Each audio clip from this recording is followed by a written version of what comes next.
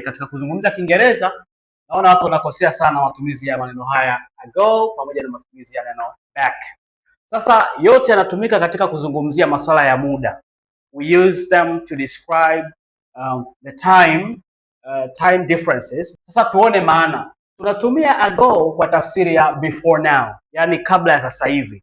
This means we are using this one here to refer the specific time in the past. Hapa tunazungumzia specific time in the past.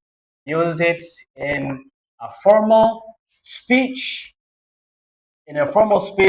or a formal writings. Tunatumia kwenye mazungumzo ya kila siku katika kuandika, hasa kwenye Kiingereza rasmi ndio tunatumia neno ago. So it accounts the backward moment from the present. Kwa hiyo tunatumia hii kwenye kuzungumzia masuala kama hayo, ndio tunazungumzia ago. Kwa hiyo hapa asema she left the office a few minutes ago, kwamba aliondoka ofisini kipindi kichache kilichopita au muda mchache uliopita. Tunasema a few minutes ago, dakika chache zilizopita.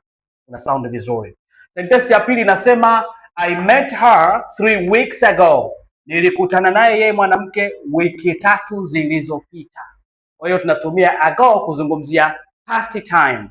Tunazungumzia a specific time in the past. Lazima uwe na muda fulani. So kitu cha kukumbuka ni kwamba unapotumia ago lazima uzungumzie time expression au time phrase. Hatusemi ago 2 weeks. Ago 2 weeks. Hapana, hatuongei hivi. Tunasema 2 weeks ago. 2 weeks ago. Sentensi ya tatu tunasema the accident happened an hour ago. Kwamba ajali ilitokea lisali moja lililopita. Kwa hiyo hapa tunapozungumzia ago inazungumzia a specific time. Hapa tunazungumzia kipindi kilichopita, kipindi maalum kilichopita. Kipindi gani? Kipindi cha lisali moja. So inazungumzia time expression au time phrase. Kwa hiyo lazima uweke specific time, alafu hii ago ndio inawakilisha kwamba that time was in the past. Ilikuwa ni kipindi kilichopita. Kwa hiyo unatumia hivyo na sound vizuri. Sentensi ya mwisho ya 4 tunasema we moved. Tunasema we moved to this house 5 years ago. Kwamba tulihamia nyumba hii miaka 5 iliyopita. You see, ago hiyo hapo inazungumzia 5 years in the past. Unapozungumza Kiingereza kutumia back, ukaacha kutumia ago ukatumia back, unakuwa unazungumza Kiingereza cha kawaida, casual English expressions. Na mara nyingi utasikia sana wanazungumza sana Waingereza, kwa tunatumia British English, can be used in British English, British and Indian, British and Indian English. Mfano wa sentensi utasemaje? Mfano wa sentensi hapa tunaenda kuiona ni kama sentensi ya kwanza. I saw him 2 days back. Ukisema I saw him 2 days back, hapa unazungumzia informal. This is not correct when you just need to write an IELTS speech. Unapozungumzia kwenye masuala ya IELTS examination, kuzungumzia zile International English Testing System, hatutumii back, tunatumia ago. Kuzungumzia mifumo ya kimataifa ya Kiingereza, Kiingereza cha kuandika na cha kuzungumza, unapotumia I saw him 2 days back, umeongea Kiingereza cha kawaida lakini sio Kiingereza rasmi. Kwa hiyo unakuwa na sound hivyo. Alright. Sentensi ya pili nasema she started this job a year back.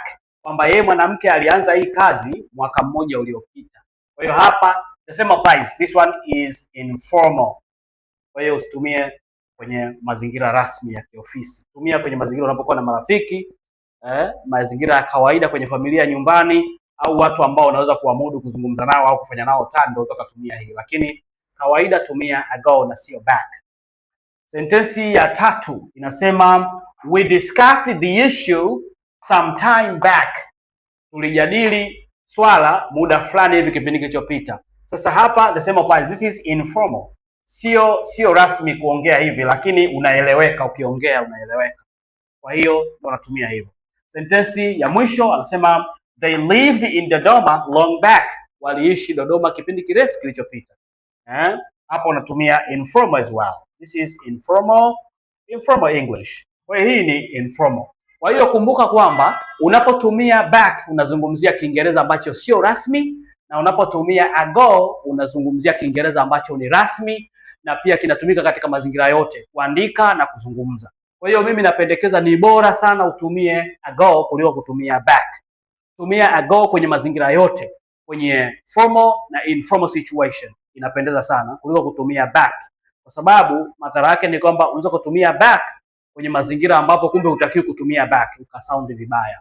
Kwa hiyo all in all, you need to use ago to talk about the time in the past, a specific time in the past. I met him several days ago.